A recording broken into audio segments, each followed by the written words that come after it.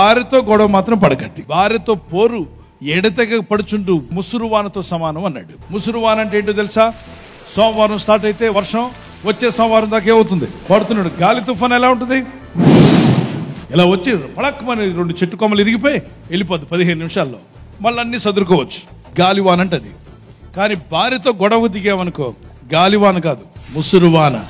సోమవారం స్టార్ట్ అయితే వచ్చే సోమవారం దాకా నువ్వు ఎందుకు అలా అన్నావు, ఆ పెళ్లిలో అలా ఎందుకు మాట్లాడావు, ఆ రోజు నువ్వు ఎందుకు కొనివ్వలేదు, నేను చెప్పింది మాత్రం నీకు గుర్తుండదు, నీ విషయాలు మాత్రం గుర్తుంటాయి, ఆడపడుచులకు ఏం కావాలన్నా కొంటావు, నా బర్త్డే మాత్రం నీకు గుర్తుండదు, అనేక రకరకాలుగా వెళ్తూనే ఉంటుంది సమస్య.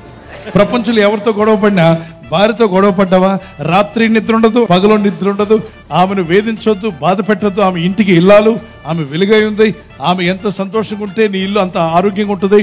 భర్తలారా ప్రేమగా చూసుకోండి, భార్యలారా ప్రేమతో మాట్లాడండి, మీ మనసు మారునుగాక. ఆమేన్.